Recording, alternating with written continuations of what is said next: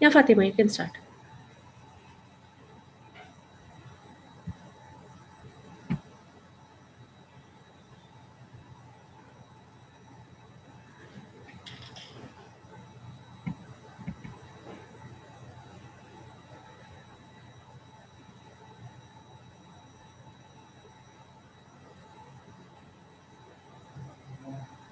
Waiting for the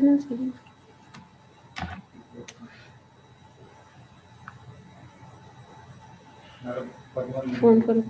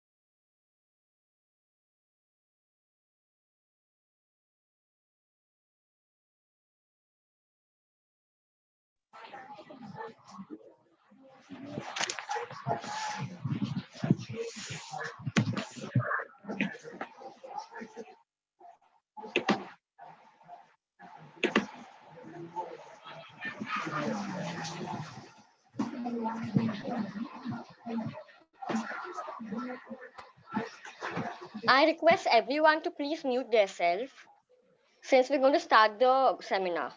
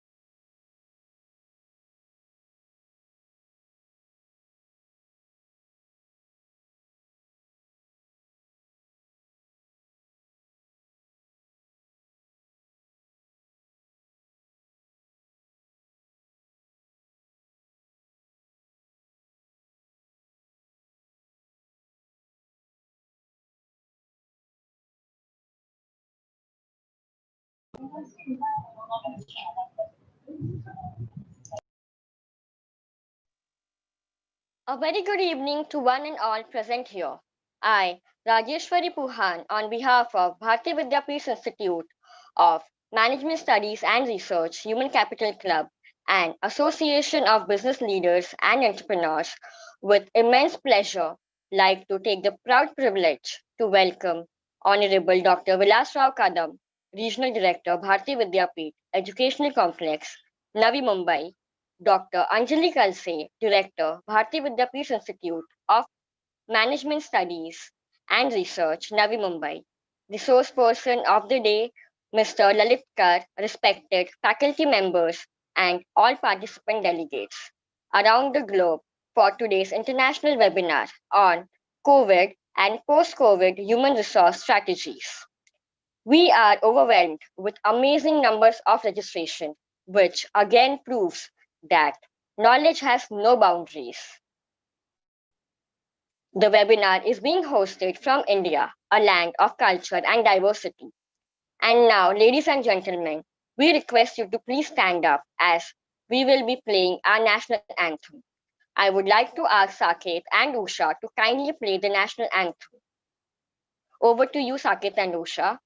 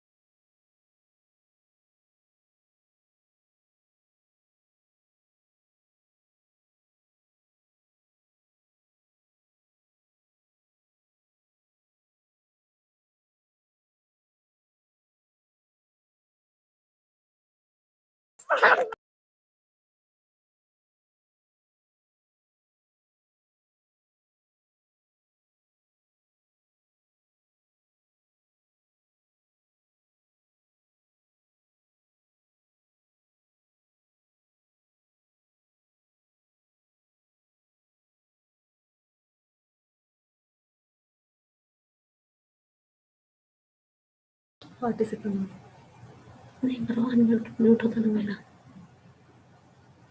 आता ते वाला शेअर स्क्रीन केलेलं आहे ना केलंय ना ते कुठं केलं बघा ना इथं खाली कुठं स्टार्ट करा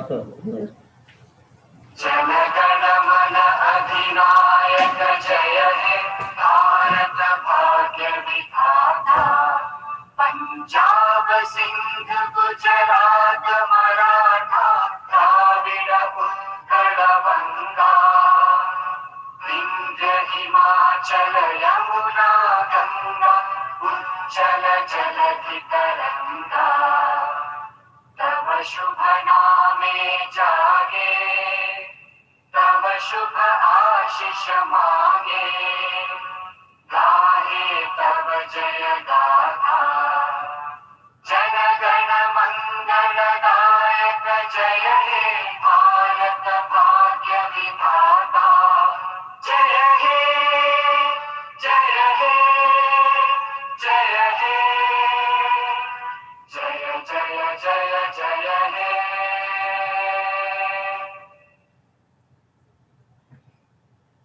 Thank you so much. Now you can have your seat. Now I would request our respected director of Bharati Vidyapeeth Institute of Management Studies and Research, Dr. Anjali Kalse, to welcome the audience. Over to you, Anjali ma'am. Thank you. Thank you, Rajeshwari. Very good afternoon and warm welcome to all the dignitaries, distinguished guests, faculty members, and my dear friends. Warm welcome once again for the webinar on COVID and post-COVID human resource strategy. I think it's a very apt and very important time to discuss these things on the webinar. As we all know that this COVID-19 has caused a massive damage to our global economy. We have witnessed in past 3-4 months how this COVID has disrupted our life. Every sector is disrupted. Millions have lost their jobs across the globe. Only the sector which I think is benefited is e-commerce, but everywhere there is a dent. And somehow I feel that we are now trying to come back on normal. We are now trying to see that we should be on the track where business leaders are now getting busy in rewriting their business plan. And I think at this juncture, it is very essential now. We have one HR head with us this time, Lalit sir. So there are HR head who are rewriting again their human resource strategies.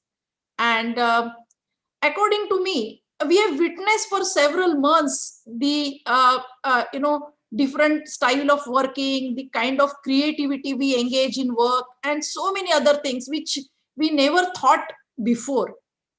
So I feel somewhere there might be thousands of strategies and thousands of creative things the HR heads can come up with.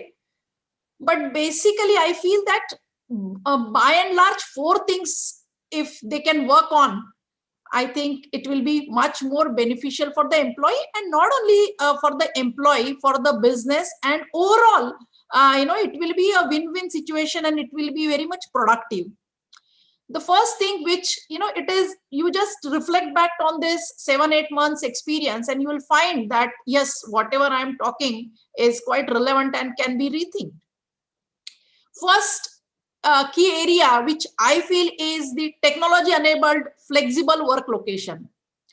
Now, fixed offices have lost its significance in some way, which even in the education industry, I really look back and I'm surprised that, oh, we are still working, and that too we are taking online classes, even 4 months when we are completely shut. That time also classes and the other things, other activities were going on.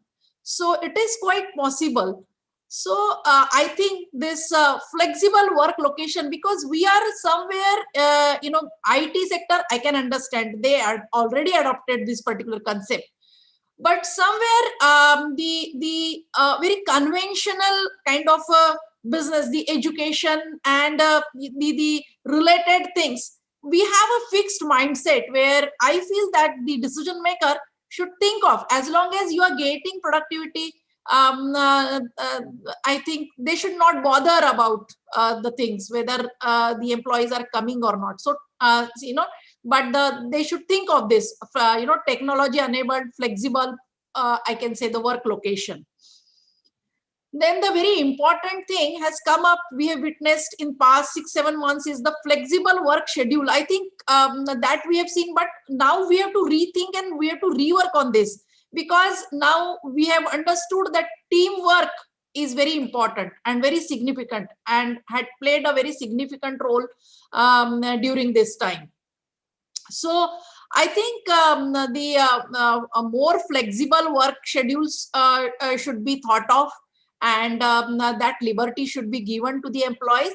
As long as employee is productive, then I think that flexibility, flexible work schedules should be given, and more creative and very unconventional kind of thinking should come in while rewriting, rewiring, I can say, the human resource strategy.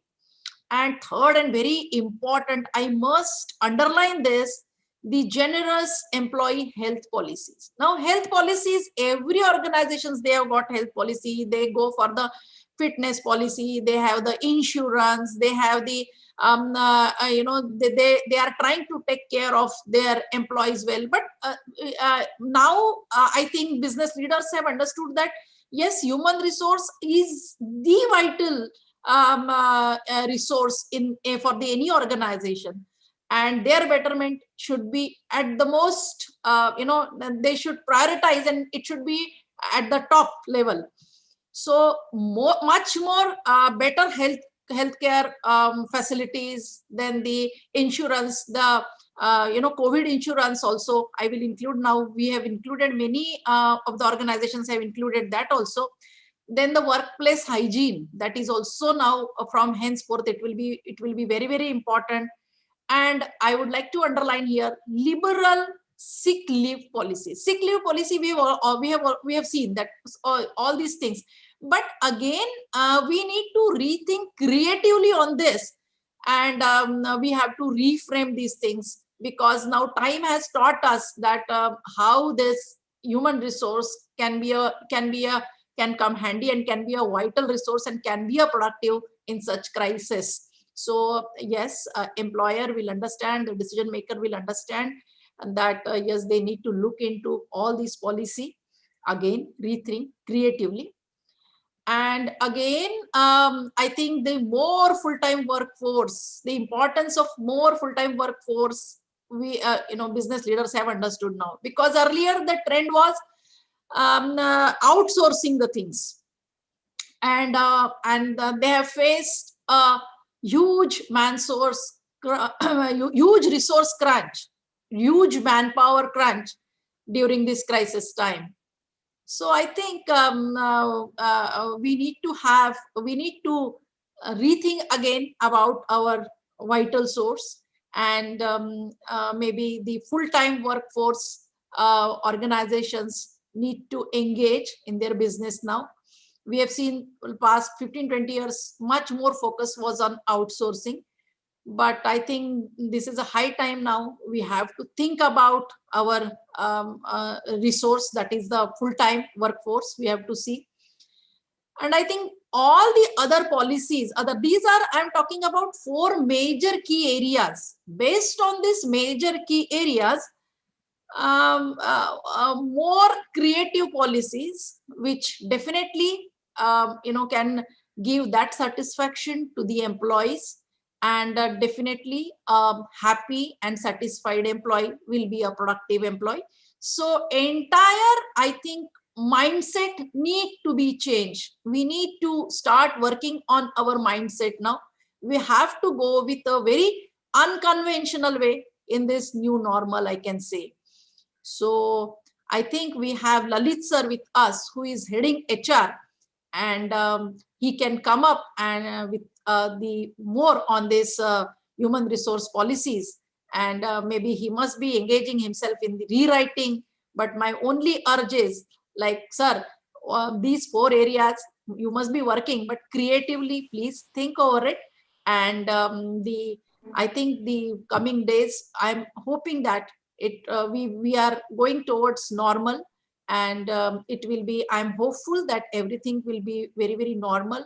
And if in such a way, if employees are being taken care of, I think it will be there will be a satisfaction, and we can, I think, create a win-win situation, and there will be much more productivity. So thank you very much, and I wish all the best for this webinar. And once again, I welcome all of you for this wonderful webinar, and on the human resource strategies post-COVID. And I think it will be very, very interesting to listen, Lalit sir. Thank you. Thank you very much. Yeah. Thank you, ma'am, for your honest welcome address. Moving on, today's topic, that is COVID and post-COVID HR strategies. Now, I would like to request founder, CEO of Association of Business Leaders and Entrepreneurs, Mr. Neil Ramesh, to share his words, who is a partner in association of this international webinar. Over to you, Ramesh, sir. Thank you so much for the kind introduction and this opportunity. Hello, everyone. A very good afternoon to all of you. Hope every one of you are safe and well during this testing and precarious time. I pray goodwill and good wishes to everyone. It's really a pleasure and privileged to be associated with Bharatiya Vidyapeeth Institute of Management Studies and Research, and of course with BVI MSR's Human Capital Association, which is doing a great job in initiating such HR workshops and seminars for the enrichment of students and people all over the globe. And it's really happy to be associated with this international webinar on a very relevant and important subject of COVID and post-COVID HR strategies. With over 25 years of corporate experience which I carry, I'm urged and still I'm looking forward to learn more and to know more about the whole thing. With all the experience in manufacturing, supply chain, HR, and also currently I'm a business coach and mentor, we have also endeavored on the cause to support the entrepreneurs, especially MSME segment, under the umbrella of ABLE, that is Association of Business Leaders and Entrepreneurs, in order to provide them with a platform and support for business growth and network. Now, during this professional tenure, I've seen and experienced the changing facets of HR. This group, as I believe, who are attending this particular international seminar is from the corporate world, from HR profession, students pursuing HR from India and abroad, It's really a very, very varied elite group of human resource practitioners. In fact, I would like to call it human potential group or human opportunity group. It's much beyond. And HR is a lifeline of any organization and need to be handled with utmost care and dignity all the time. We all know HR has evolved over a period to be a business entity as part of business process beyond typical HR process of say administration, recruitment, wages, welfare, training, performance management, etc., etc. And it has now changed to become more strategic and aligned with the business objectives. The role has changed to implement talent strategies and support business results. HR professionals now encompass many roles. But all said and done, the current pandemic situation has just thrown out everything out of gear.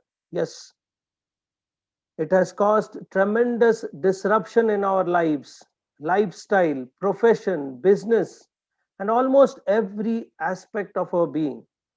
Needless to say, HR functioning also is expected to rise up to this occasion and is expected to change its role and approach to cope up with the change which we now call everywhere, or the word that is going on is the new normal. So it's all about, as Madam Anjali said, it's all about re-imaging the organization. And for HR, let me tell you, it's a boon and a challenge as well. HR could be arguably the best position to see overall processes and offer a systemic viewpoint, ensuring coordination, communication, and collaboration across all the various functions, business groups, and silos. HR can facilitate dialogues that help ensure the right amounts of reinvention, reproportioning, and reprioritizing of business goals to adapt to shifting customer demands and markets in response to the crisis created by COVID 19. But then the aspect is how to deal with this shift, and that's what we are going to look today. In the future, HR organizations' response will need to focus on important areas, adding on to what ma'am has just said. Yes, very definitely the physical health and well being, remote working, the so called work from home, which is really caught on, issues related to jobs, work continuity, an urgent need all the more for mental health, resilience, family support, and dealing with this uncertainty, and so on. So then there is so much to understand and look into. So let's gear our ears and mind together to enrich ourselves about how HR needs to realign, reinvent, and reinforce itself through COVID and post COVID with respect to the HR strategies. And let's listen from our distinguished and highly experienced speaker, Shri Lalit Kar from Reliance Digital. I now hand over back the baton to our anchor to introduce our esteemed speaker for today and take it further. So thank you once again, every one of y'all, distinguished guests, participants, students all over the globe, and wishing you all a very enriching session. Thank you so much. Thank you so much, sir, for throwing light on today's topic. Moving ahead to enrich us about the topic that is COVID and post COVID HR strategies, today we have very renowned speaker, Mr. Lalit Kar, Vice President and Head HR of Reliance Digital, among us. Mr. Lalit Kar, currently, he is a Senior Vice President, HR in Reliance Retail's Head Human Resource Function for Reliance Digital, My Geo Store and Rescue. While Reliance Digital and My Geo Stores are retail formats in consumer electronics space, Rescue is a service arm which has responsibility of installation and repair. Currently, his businesses has more than 30,000 employees, I'm sorry. Mr. Lalit has 31 years of experience in HR. He is a postgraduate in personal management from Utkal University and the topper of his batch. Mr. Lalit has 18 years of working experience in the private sector and 13 years in government. He worked with National Dairy Development Board NDDB, an organization which made India the top milk producing country in the world.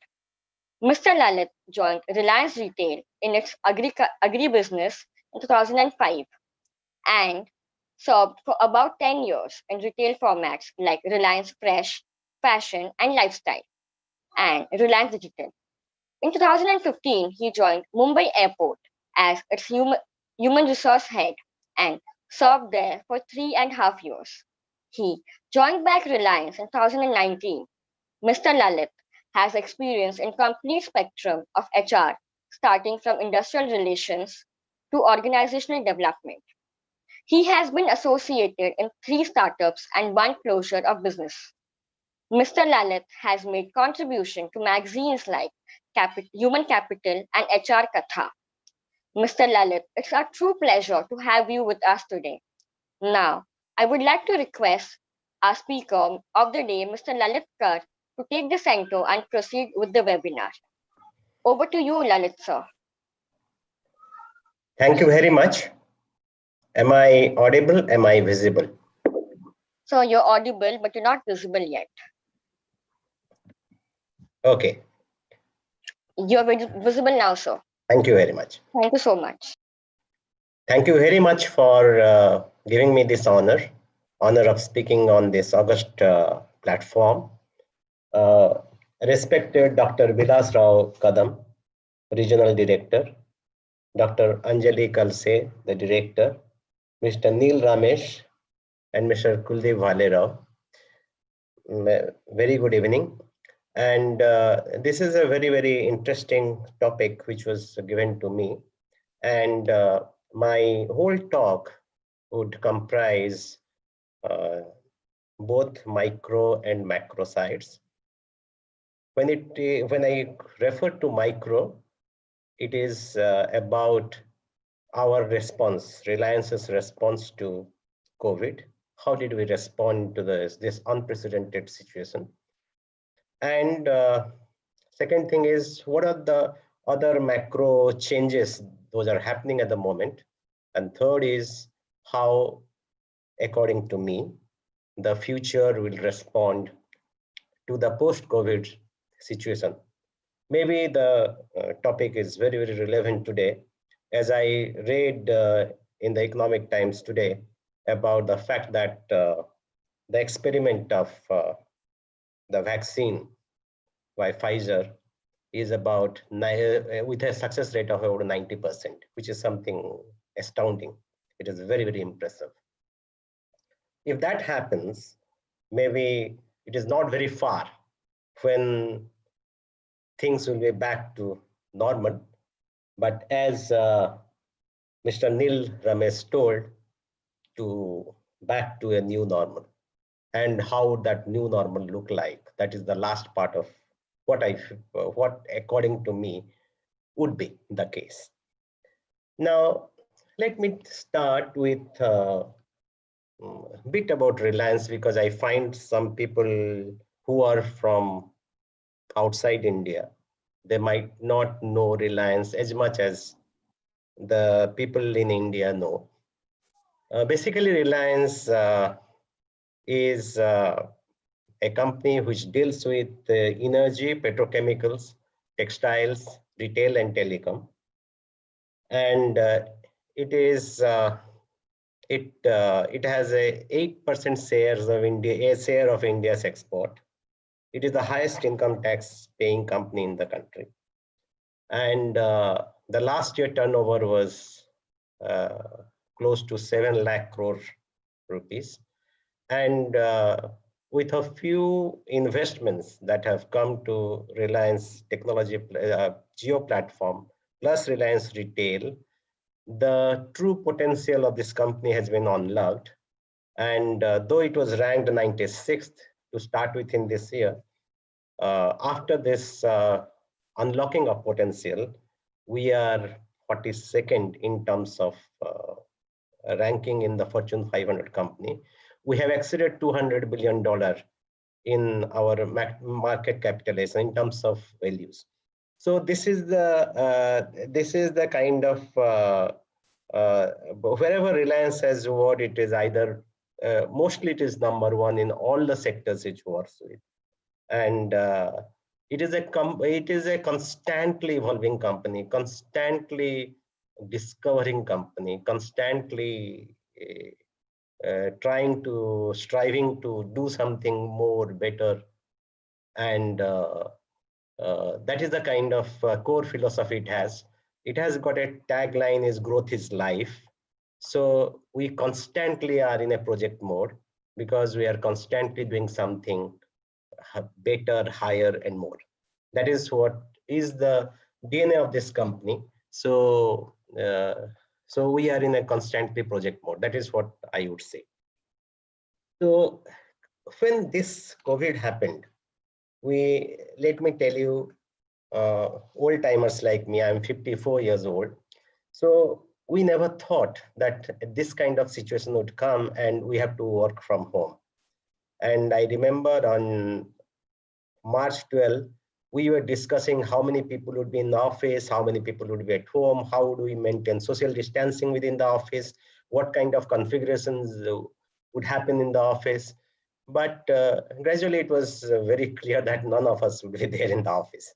And so immediately we looked forward to enablement in terms of technology, how we will give laptops to everybody, how we'll make them connected over different connectivity tools, and what kind of systems we will put in place so that there will be, data security. All those kind of things happened, and it all happened in a quick fire speed. And by March 22nd, when the lockdown happened, 3-4 days before that, that was the last Friday in the sense before the lockdown happened, we were able to give laptops to most of the people. And interestingly, even the call centers, 20,000 call center agents of Jio and plenty of retail call center agents, everybody had a system so that they can operate from home. The speed at which the organization really responded to that situation was really something spectacular. And at the same time, how did the organization responded to the situation in the country? First of all, with collaboration with Mumbai Municipal Corporation, we converted almost a defunct hospital, that is Seven Hills Hospital, into a COVID hospital. To start with 100 bed, then we upgraded into 250 bed hospital, a modern, very, very modern facility. Then we, as an organization, we contributed 500 crores rupees to the Prime Minister's Relief Fund immediately in a very, very initial days of COVID. Then one of our plants started making masks and all kinds of safety kits, and 1 lakh pieces of them every day. And most of that going to the frontline COVID warriors engaged by the government. And that still continues. And then we had we gave free fuel to all emergency vehicles across India. Then 4 crore meals were distributed to a lot of people, particularly when the reverse migration was happening, and people who were in the marginalized society. We made provisions for them, and 4 lakh meals were really given, they were distributed. So, and that was done through a network of NGOs. And that is how we responded to the situation as a company. Then what happened to the business? First of all the businesses got shut. except the grocery, because grocery is something which you can't do away with, and it is everyday need. So the grocery format, what that is our Reliance Fresh and all those kind of formats, they to start with, so they were not closed. So what we did, the stores were open, but people were not coming. People stayed put in their homes. There was a sense of panic all around. So what we did, our CEO, Mr. Subramaniam, who is the CEO of entire retail, he came out with the idea that we will now go for digital commerce, in the sense, e-commerce kind of thing, and also home delivery. Immediately, what we did is, Reliance is very inclusive in its approach. So what we did is we registered a huge number of Kirana stores across the country, about 200 cities. And then they became our last mile delivery agents also. And they also they were all hooked to our systems. We supplied merchandise to them. And that is how Jio Grocery Mart was really, that took birth. So when there was an adversity, we found a great opportunity in this. And what we did is that there are days when we could deliver 5 lakh deliveries we could accomplish. And this is something substantial, because no retailer in the country, in the grocery side, in the grocery space, has been able to do it so far. And the quick fire response that we made to the situation was really spectacular, and it called for a huge amount of work by our employees, and a lot of structural change, which is again the role of HR comes here. A lot of structural change happened to really cater to this kind of need. And it was not only the grocery operations, but IT, then the DC, that is the supply chain. Everybody came together to make this happen. And during that time, we acquired a company called Grab, which really was responsible for our last mile fulfillment to the customer. So this happened as a structurally, philosophically, this became a major change, because we became truly omni-channel, in the sense that we were present in everything, whether it's online, offline, we became present in everything. And this also caught on. For example, after 2 months, from the month of June, really, May not very significantly, but from June, a lot of Reliance digital stores started operating, and our Reliance Digital.in also came operational. What we sold on this website for during the whole year, we started selling it in 7-8 days. So it caught on so fast. So because we, being a brick and mortar retail, we never really gave too much emphasis on this. But now we blended both offline and online, and created a business model which is which will have a good handshake between each other, which will work as an integrated whole. And that is how we really achieved this kind of feat very fast.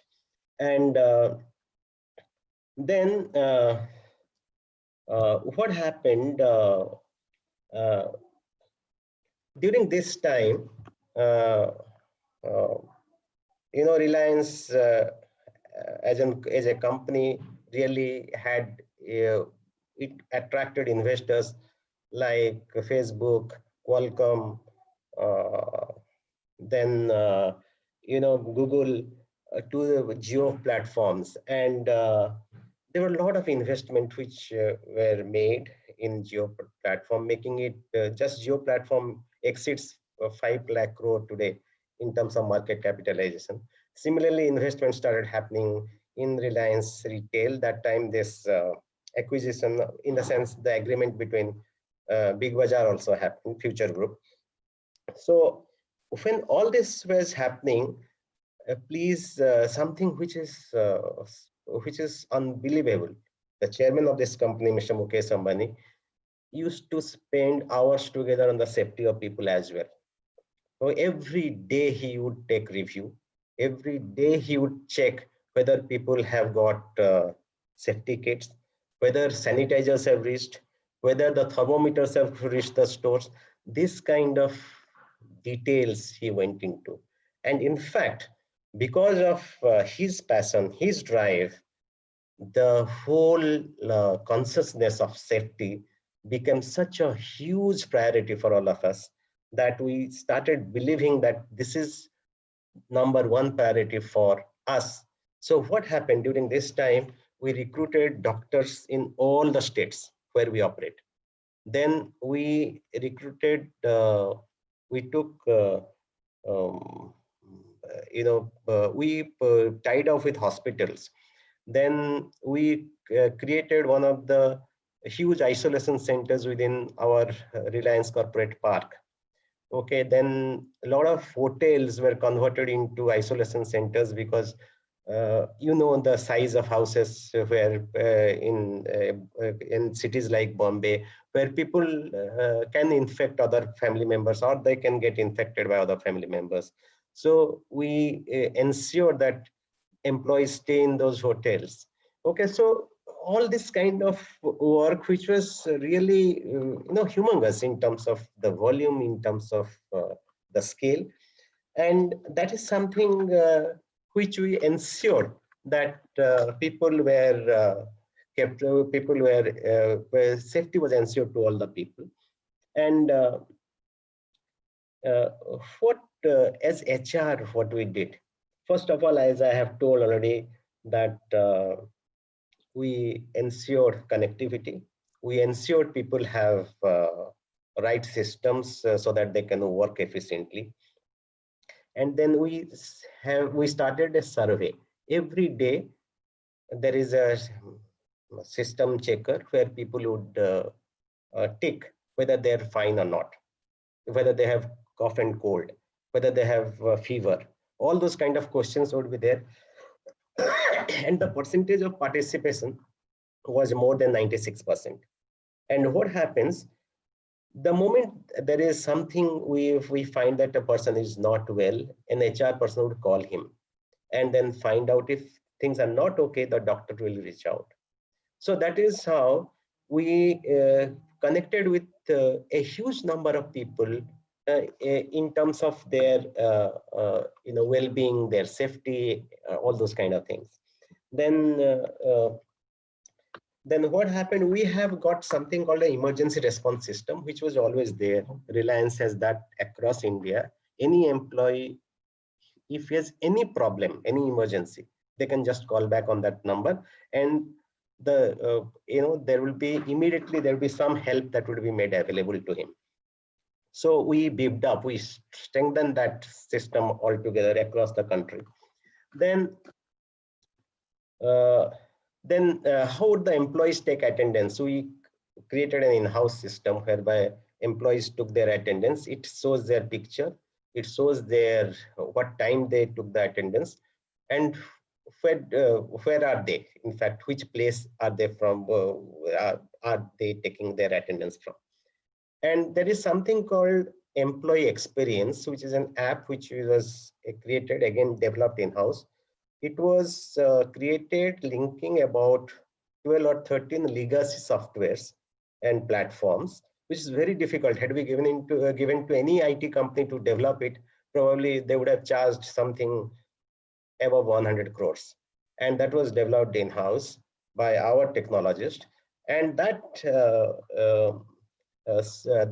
app, we can do anything. We can see our leaves, we can see our provident fund accumulation, everything we can see. And we can take decisions. If as a manager I can give approvals, all that can be done. So that made life much easier. Anyway, we had an ESS portal all the times, but in the form of app and all that, it really helped us a lot. Then every store every frontline staff was given a lot of assurance by the company.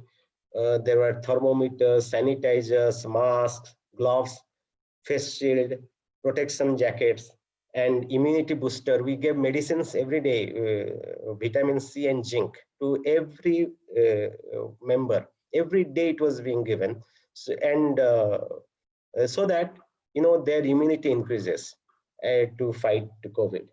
And a series of training programs. That was the best time for us. What we did is very interesting. Madam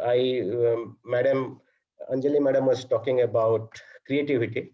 We just allowed 50% people to come to the store, and other 50% people would stay at home for 14 days. After 14 days, the group which is working in the store will go back home, and the group which is at home will come back to the store. Why 14 days? Because normally the incubation period is 14 days in COVID.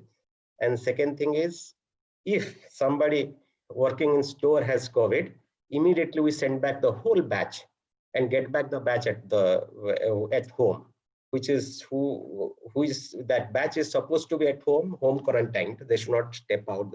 So we did that. So 50% people, with 50% people we worked. A lot of stores in a lot of states were not open. They were open for 3 days, 2 days in a week, or for restricted timings. All that used to happen. But there were states where stores have not opened for 4 to 5 months. Not a single person was terminated. Not a day of salary was stopped. So it continued till they resumed their work. In the store, what we did, we designated a person as safety manager. His responsibility would be to really ensure that everybody is wearing masks, everybody is wearing gloves, and everybody is wearing following the safety practices. At the same time, we had CCTV monitoring. Sorry to interrupt, sir. Sir, can you please adjust your screen since you're not visible properly? Is it so? So a bit more. Is it fine now? So a little bit adjustment will be fine. It's still not clear, sir. Yes, sir. Now it's fine. Okay. Thank you, sir. Thank you very much. So, that was going on in the store. Then there was CCTV monitoring. Wherever there is any safety norm violations, then if it exceeds 5 cases, the store manager used to be informed. Then every store has a responsible person designated as safety manager who would take care of all the safety norms. Still, there were violations, and there were also vulnerable states, and the vulnerability differed from state to state. So we had a lot of focus group meetings. This was very easy. And that time, also, a lot of our leaders spoke to the employees directly. All the employees, they addressed the employees, which was never possible before. And let me tell you, the kind of communication that happened had never happened before. And because it was technology enabled, because people could speak from anywhere to anywhere, there was a true death of distance in the true sense. So people could, our leaders could speak to address all the employees, and there was a lot of assurance that was created by our leaders. And then we ensured every store is kept safe for the customers. And we have got so many feedbacks from the customers. A lot of customers have written to us that we step into your store because we feel safest there. Okay, this is the ultimate reward for us. When we were really going for all these safety measures, this was never our, back in our mind, because we never thought that this can turn into business. But safety became equal to business. That is something we first realized when we got this kind of feedbacks from the customers. Then when people were, a batch was there at home for 15 days, 14 days, what we did, we really stepped up our training for those people. So 14 days, they were either getting trained or they were speaking to the customers on different products, on different geo products, etc., etc. So this is something again unprecedented. We have never trained so much with so many people. And then because earlier the training was always limited to the classroom size, now there was nothing like this. So the number of training that we gave, when we went for say omni-channel, we can deliver within 3 hours a laptop or a mobile or any kind of accessories. So we call it pick from store or delivery from the store. Then we trained 6,000 of our, no, not 20,000 of our associates on how to deliver at home. So the programs like that got done in a record time. Then so much of engagement programs, particularly fun programs, we could discover so many employees have so much talent, different kinds of talents. So they showcased, and they would showcase on mobile, on the WhatsApp group. And that is how we discovered the amount of talent, the depth of talent that exists within the organization. And that was again a discovery. And a lot of reward and recognition program, which was very, very localized, became completely national. All the large programs happened nationwide, so that the connect between the HO and the region and the location was really established, and the divide was completely bridged over. This kind of experiences were unique for us. Then what happened when the Shramik special train started? A lot of reverse migration happened across the country. A lot of people went back to their homes. That also happened with us, but not as much. When we made a survey, we found that people felt safe to be working in the store, so that most of them didn't go back. That is number one. And number two, the ones who went back, we tried to find the nearby stores in our format or any other format, and same happened to other formats with our format as well, to give them a role there, so they could go to the store and work. So that is how, even if some people didn't work, we could not find them any role, we still paid them salary. So there was no stoppage of salary for those people.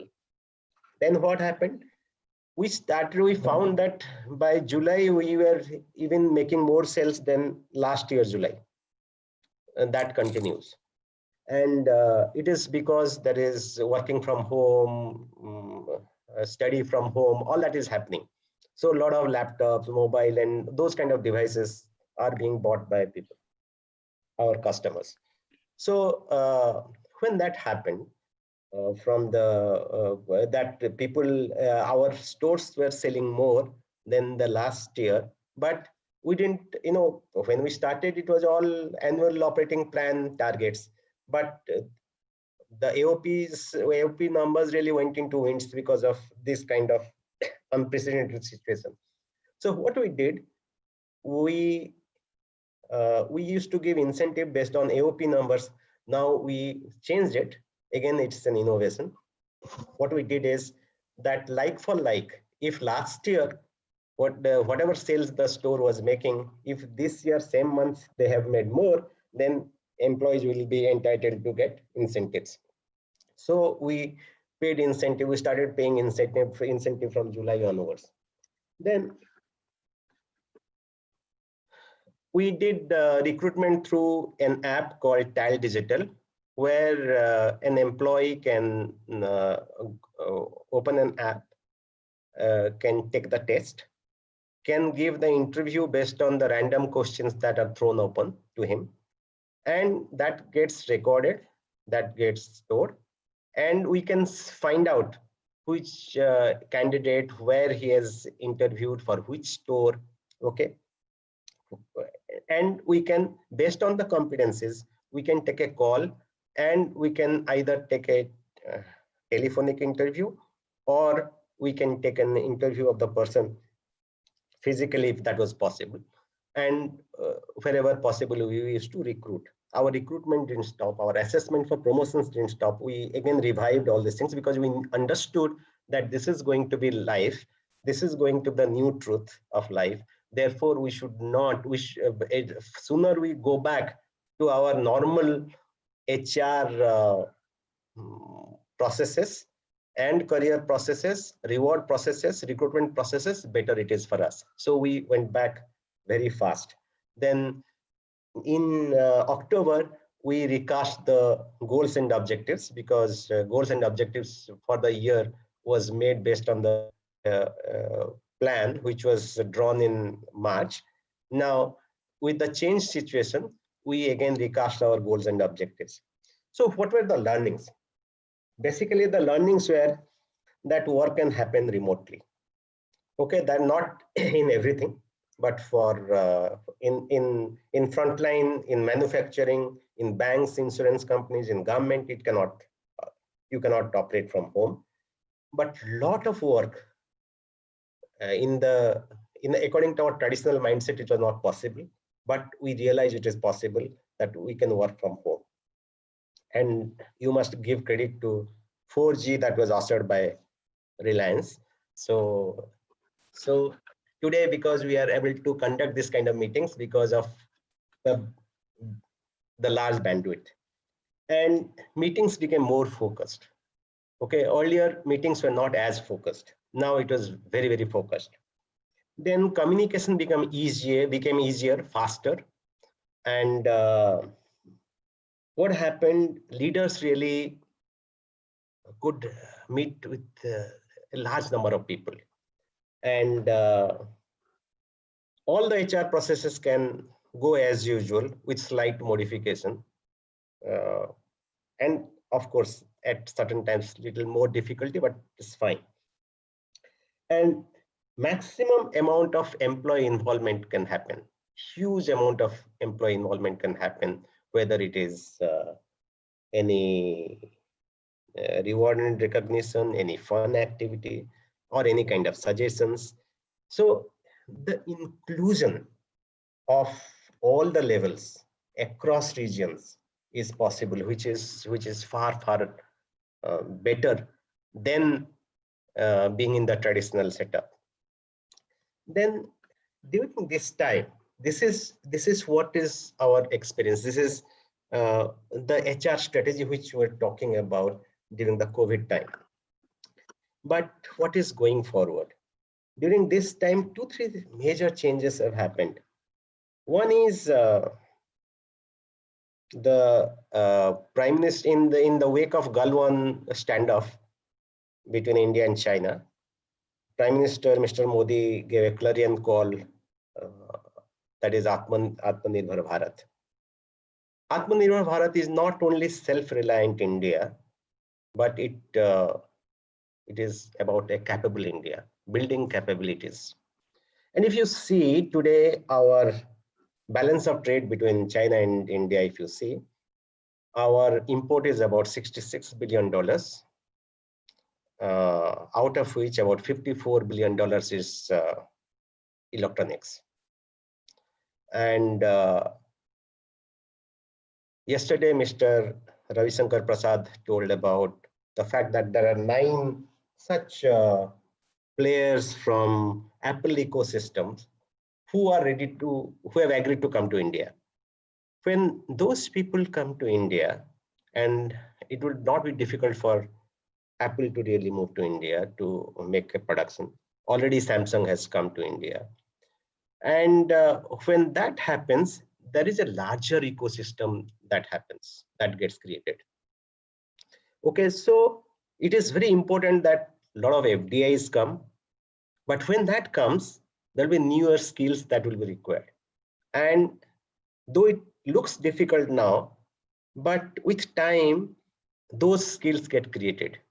Like JB said, the economist said that supply creates its own demand. Okay, you create those kind of facilities opportunities will come. Okay, as it happened in automobile sector, all the different foreign companies came, and those skills got created. With now, all the automobile company work with 98% vendor base within the country. So excuse me. So this is the kind of situation. So those capabilities we need to really build. That is one. And for that, there has to be a macro level planning which is required, as a country is really moving from one situation to the another situation, building capabilities when we are really making India self-reliant or Atmanirbhar. And there, the amount of macro level planning is really crucial, and getting FDI is important. Creating capabilities is important. Then another thing happened, which is Farmers Bill, which is Empowerment and Protection Bill, which really frees the farmer to sell through APMC. So Agriculture Produce Marketing Committee, which was there. So that is something which there is a middle. Normally, the whole system becomes very perverted for the farmer, for the simple reason that there is a middleman in North India. They call it Artiyas, who really collude among themselves, and they fix the price in the APMC. When the farmer goes, his prices are depressed. Now, farmer can sell to any corporate, any retailer, any food processing company, okay, in the open market, in whatever rates, whatever competitive rates he gets. Now, what this means, India last year, when everything was down, one sector which did well was agriculture. It is our food production, cereal production became 293 million tons. When this is the kind of production, and we need to really address that, because a lot of that goes west. At the same time, in horticulture, we are #2 in the world. In vegetable, we produce 14% of world's vegetable, 12% fruit we produce whole of world's production. So when we have those kind of capabilities, but very little forward value adding processes are existing in this country. So with this bill, I hope that there will be a lot of food processing companies which will come. And again, that is a sector which was completely neglected. We need to create a lot of capabilities, a lot of skills there as well. So that is going to change at the macro level. And third thing is the changes in the labor code. So what happens, Mr. Neil was talking about MSME. Now, up to 300 people, if you are employing, you need not take any permission from the government to close the unit or go for a layoff or go for a retrenchment.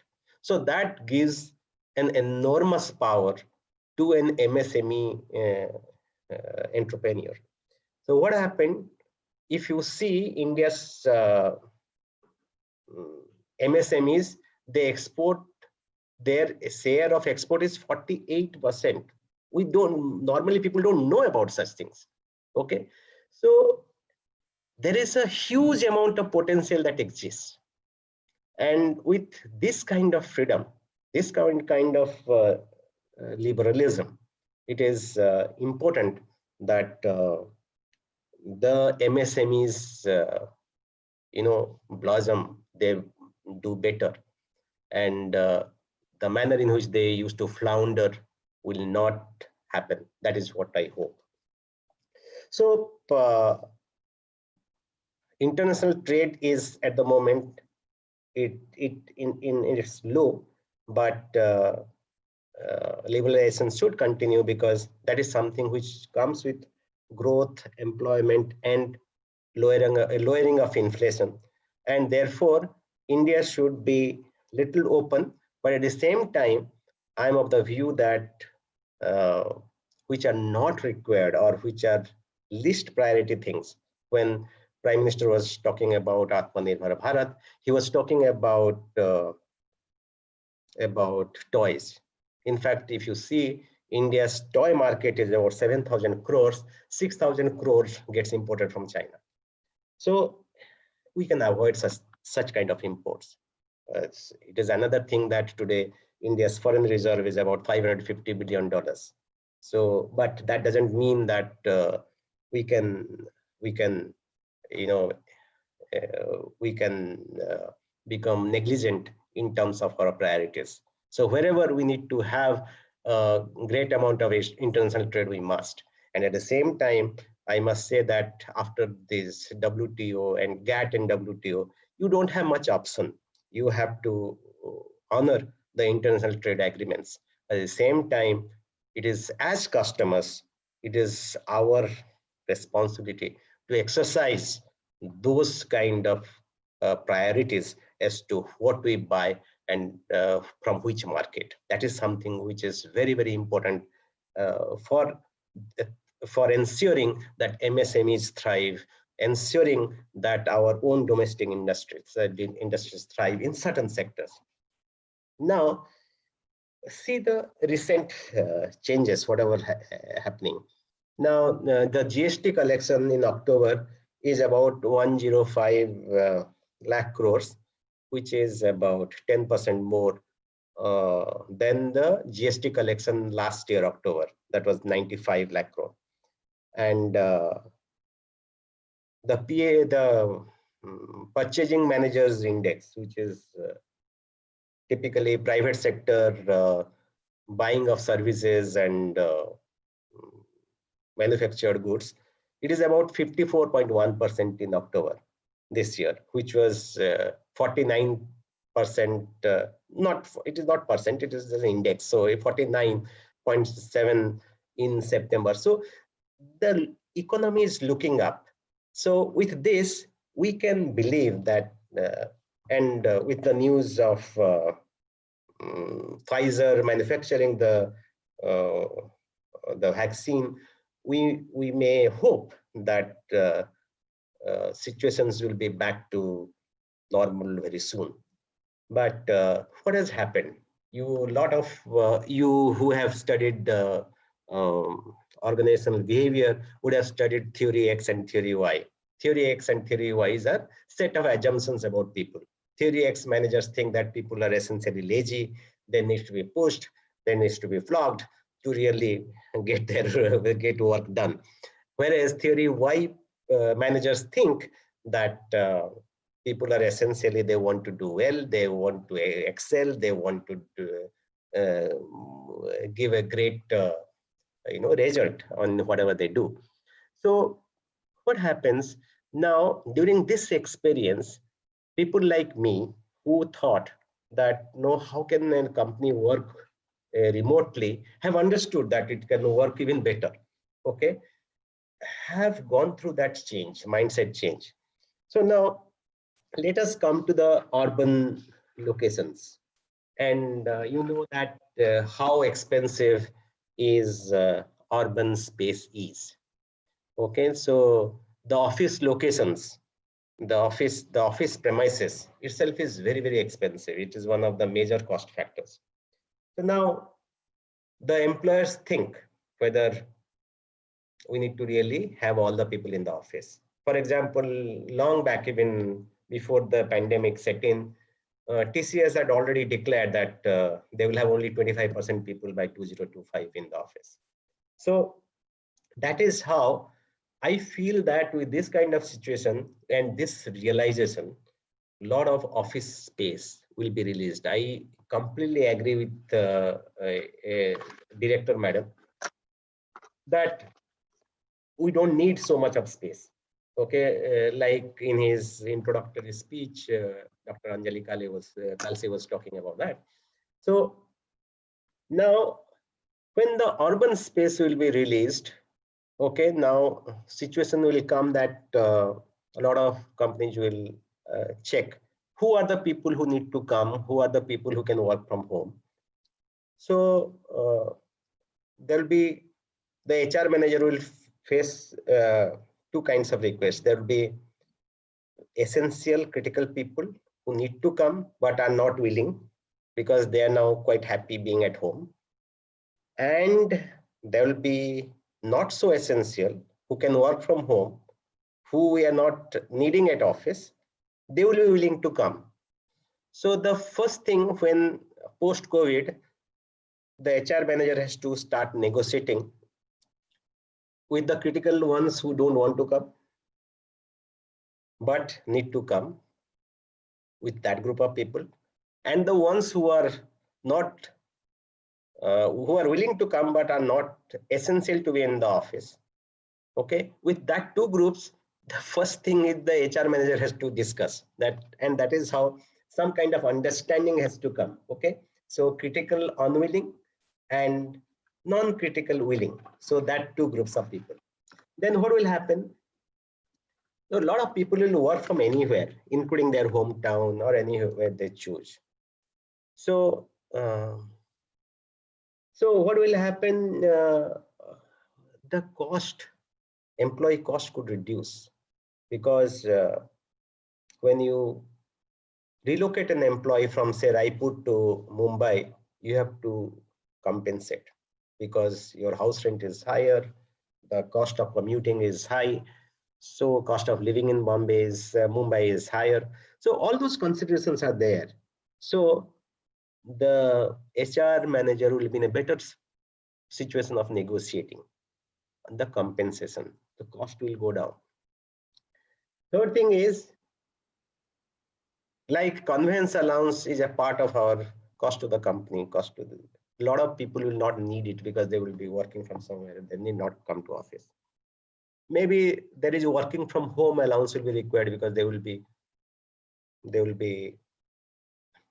working, they will be using AC, they will be using other devices, connectivity devices, and there is a cost associated with that.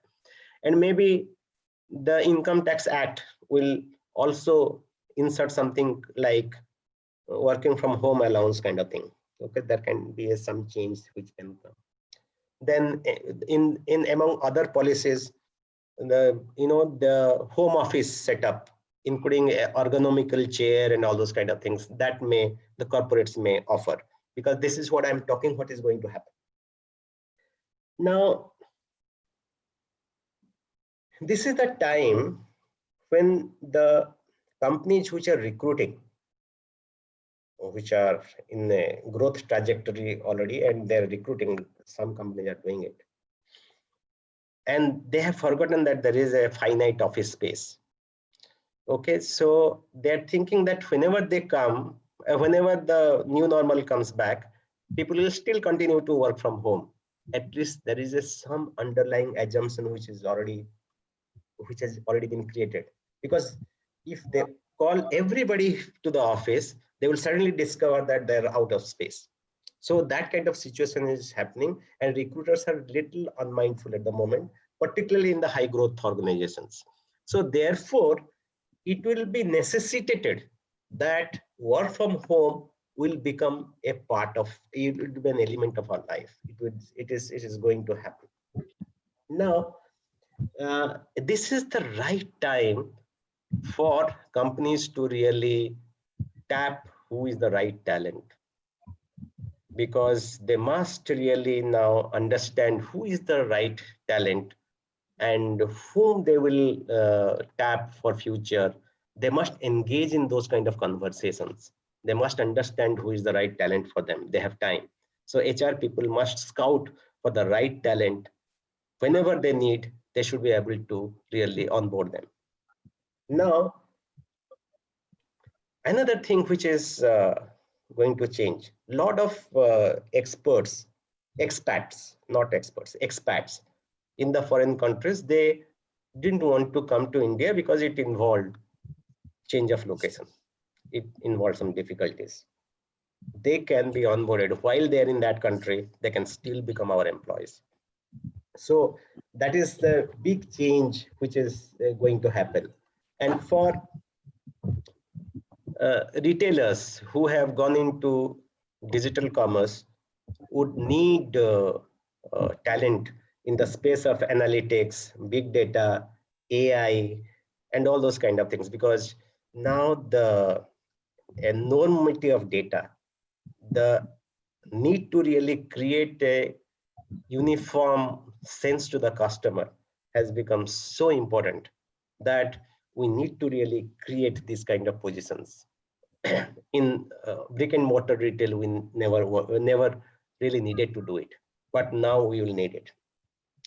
And to help the employees in their life cycle management, everyday needs and all that, the employee services will all need chatbots.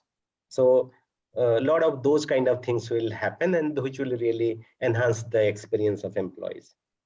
And one of the major things which is going to happen, there will be a lot of churn in CEOs, because historically, if you go by data, one finds that the companies which wants to embark on massive changes, large scale changes, they always hire CEOs from outside, and that is going to happen in a large way. And this is my prediction, that there is a huge amount of CEO churns in many companies. And performance appraisal, it will be results only. Okay, so it will be more objective. So that is something which is which will be highly visible going forward. And for the employees, the competencies to the ability to really network remotely, the ability to work in project teams is something which is going to be key. Those will be the key success factors for an employee. And for the leaders who used to conduct, now they are used to currently they're used to conducting large meetings. What happens, they are able to spot a lot of talents.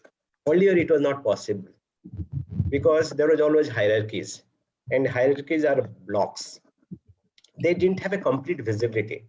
Now with large scale meeting, they're able to see who their real talents. There are a lot of young people who are ideating so well, they're articulating things so well.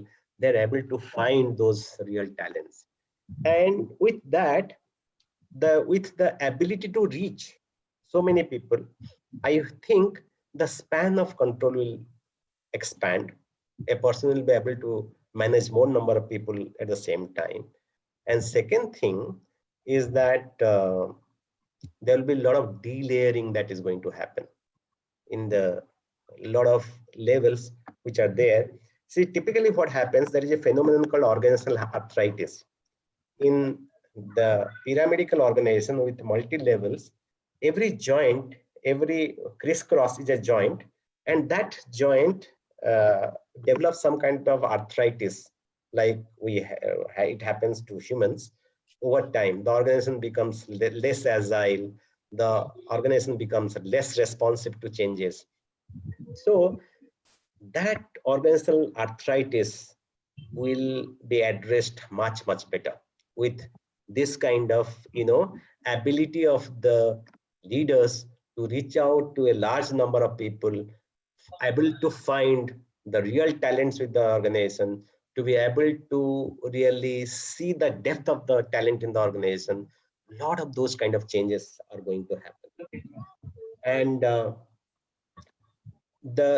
apart from result orientation, the competencies that leaders will need is a high amount of trust, because when I'm at home, you don't know what I'm doing, but you have to trust that whatever I'm doing is good for the company, and my results should show it. And trust, transparency, and confrontation based on logic and data. These are the competencies which are required for the leaders of post-COVID days. And what will happen to the organizational cultures? As you know, Edgar Schein, who really is one of the propounders of organizational culture, told that there are 3 levels. One is the facade, what you see in a company. And when you walk into an office, how does it look like? Whether people are tight, whether people are speaking out freely, whether people are giving data freely. Excuse me. So all those kind of, there is an eerie silence in that office. Okay, that is the facade. Okay, next level is, what are the underlying assumptions for that? Whatever you are seeing, what are the underlying assumptions for that? Whether people think that discipline is core to us, or some people think that no, entrepreneurial skill is core to us. And then what is the leadership? There are 3 levels. Now, what is going to happen? Let me tell you is that now the new employees who will join, they will not see the office or see the company. They will work from remotely. When that happens, the understanding of the culture will not be complete by the employee.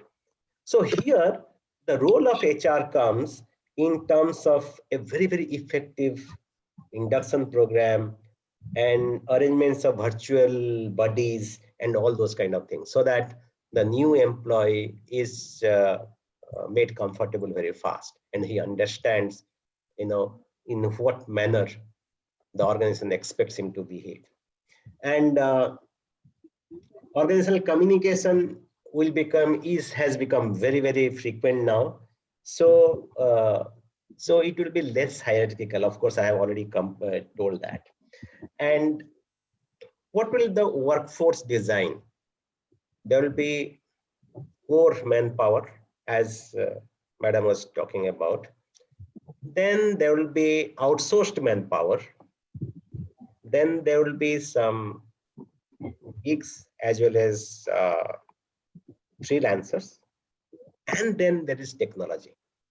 Okay, these are the layers.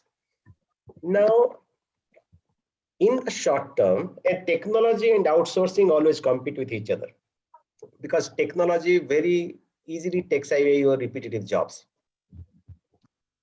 And normally the repetitive jobs are what you give for outsourcing. So technology and outsourcing always, compete with each other. In the short term, outsourcing is less expensive. But in the long run, when the technology becomes cheap or economical, people move to technology. Okay, so this is what normally is the competition between technology and outsourcing.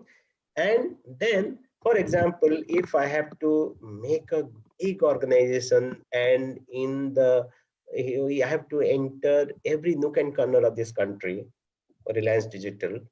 So we have to take a lot of merchants into our fold. And if their rescue services, that repair, installation, those kind of services, who will do it for me? I cannot have a rescue organization everywhere. So I'll have to depend on freelancers. So for freelancers, for gigs, the economy is going to be very big, and people will, Madam was telling that the core manpower will be very big. I have little, disagreement there. Of her 4 points, 3 points I completely agree. First 3 points. The 4th point, which Madam was talking about, I feel that somehow that number may reduce, but a lot of dependency on the freelancer is going to happen. And the new generation which is coming also, they need a lot of freedom. They need a lot of, they have a lot of entrepreneurial zeal, and they will do several jobs in their lives, and they will experiment with a lot of things. So that is why I'm believing that going forward, freelancing is going to be very big in the country. And training is something which is becoming quite bigger, easier, because it is not getting limited by classroom sizes.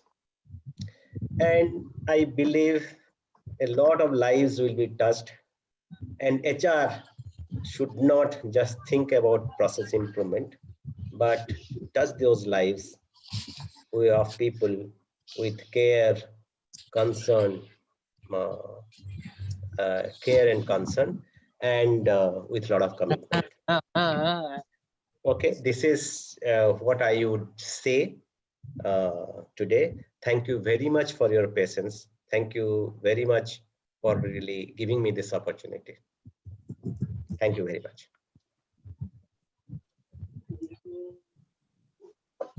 Thank you so much, Lalit sir, for your valuable insights about the topic. Your expertise, which you have used to deliver the knowledge to all of us today, would really be helpful. Thank you once again. Now, the session is open for question and answers. We'll be taking up few questions from the chat box. Over to you, Veena ma'am. Yeah. Thank you, Rajeshwari.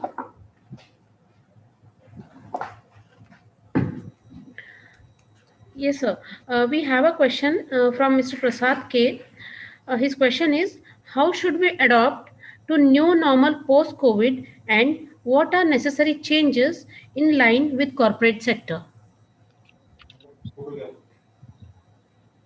You have to be flexible, Mr. Prasad.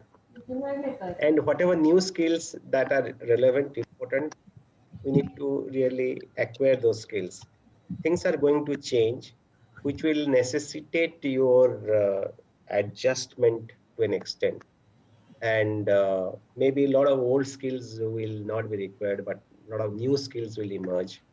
And therefore, I would say that, no, this is how probably that is the answer according to me. Thank you, sir.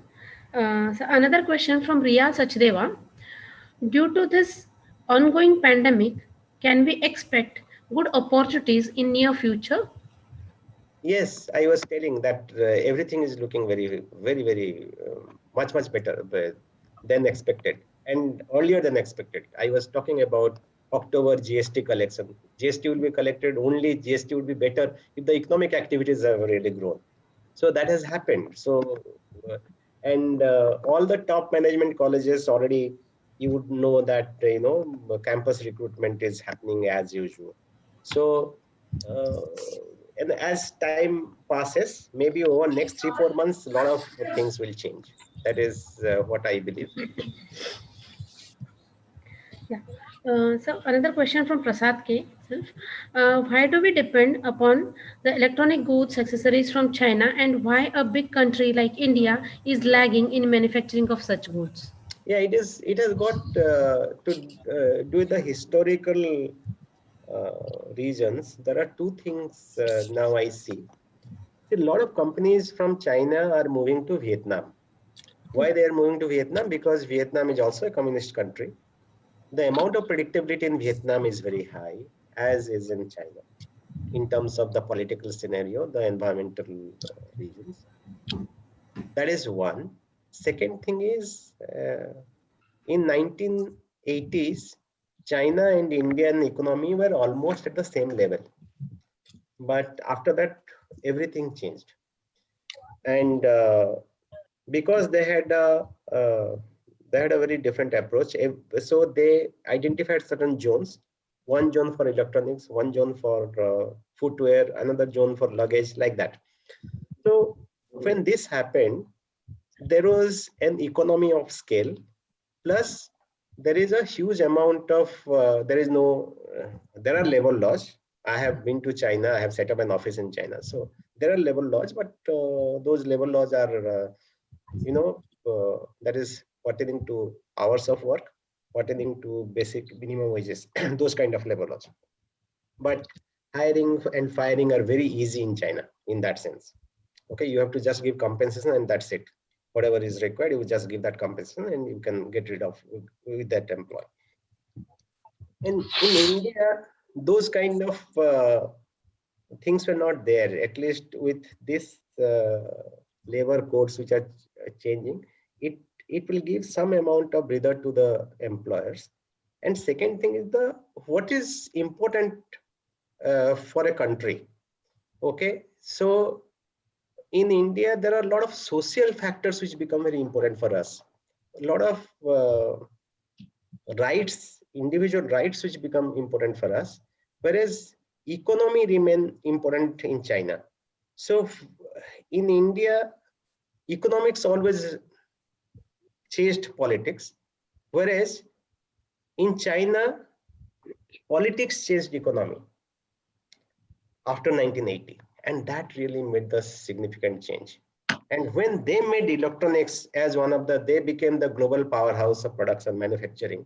Electronics was one of the choices, and there was cheap labor when you compare with other countries in Western countries where electronics were being produced, even Japan.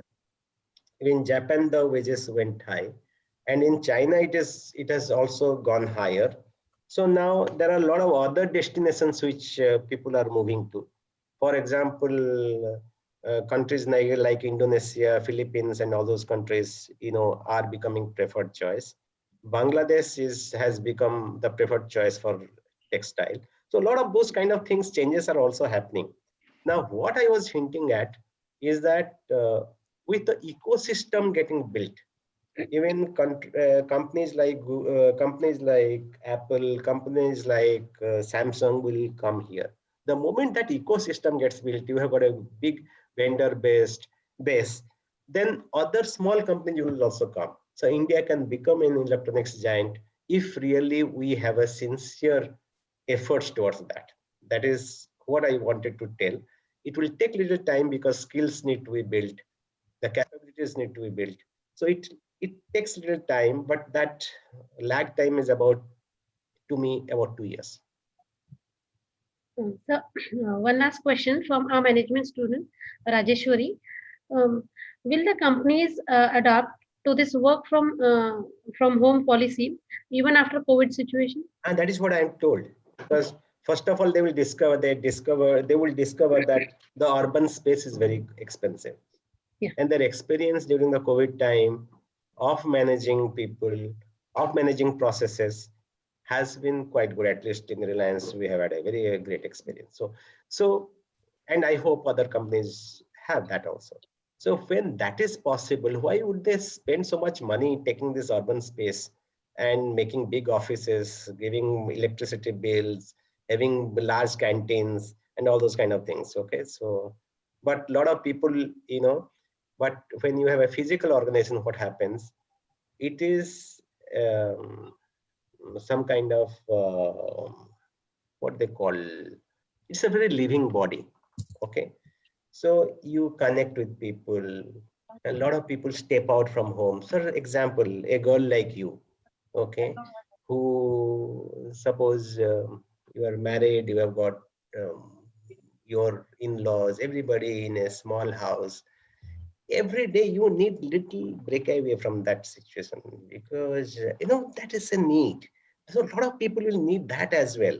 So what I'm telling is, if people will continue to be home, they will not step out of their homes, there will be a lot of psychological issues which may come.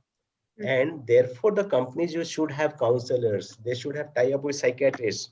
All those kind of problems may come in future, that needs to be really addressed by the companies as well. Thank you, sir. Thank you for your knowledgeable answer. Thank you. Over to you, Rajeshwari. Thank you, Veena ma'am. Thank you, Lalit sir. I would like to tell you that the feedback link is posted in the chat box. Kindly fill the form for the attendance and for the certificate purpose.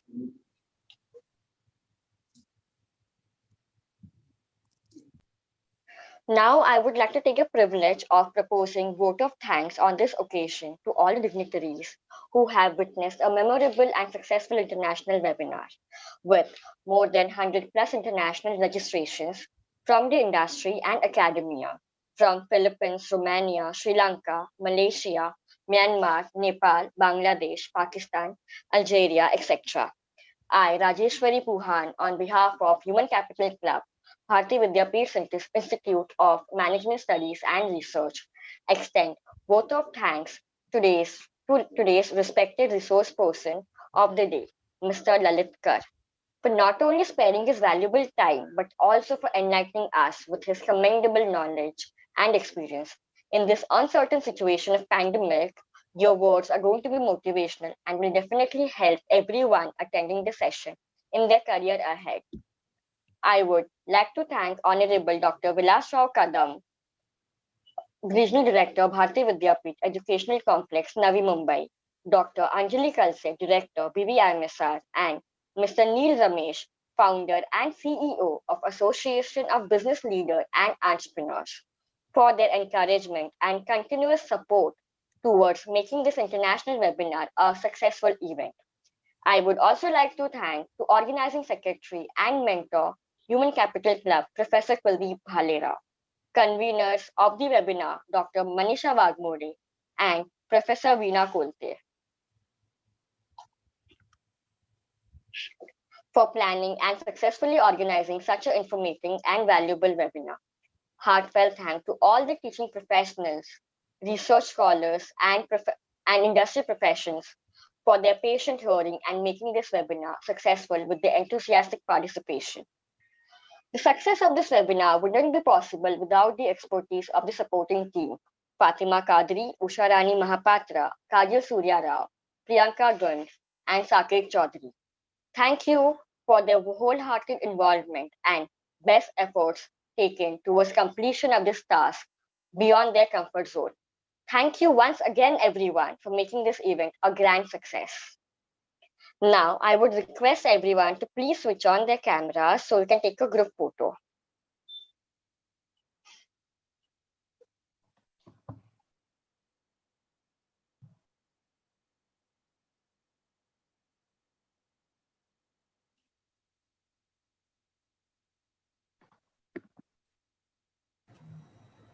Yeah, I request everyone to please put on their camera so that you are visible in the group photo. Am I visible or no? I'm not able to see Sir, myself. you are visible. Okay. Okay, I'm not able to see my image here. That is the reason. Yeah, you are visible, sir.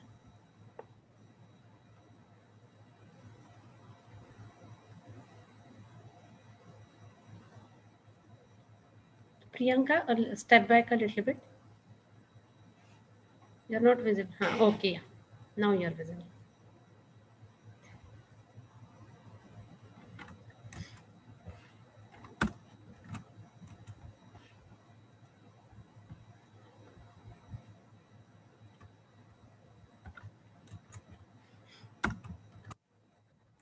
Yes. Yeah, it's taken. Thank you, Veena ma'am.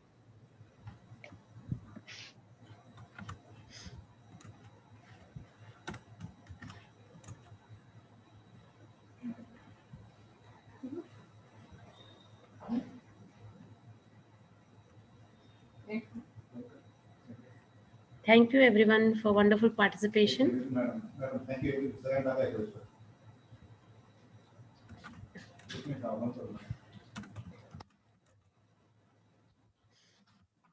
YouTube button.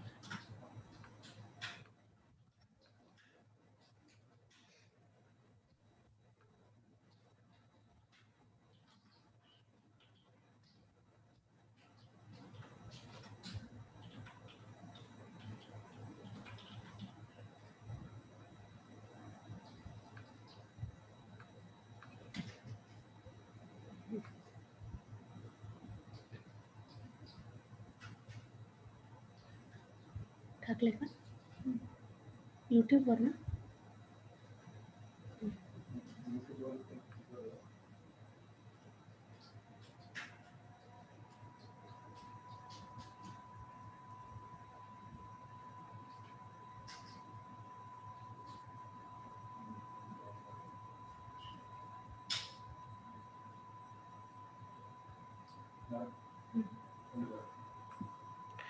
Kuldeep sir will connect over phone or on this? Kuldeep sir, are you there? Sir is asking you, we'll connect over phone. No? Will you connect over phone or on this? He's asking. Sir, we'll connect over phone. Okay, thank you very much.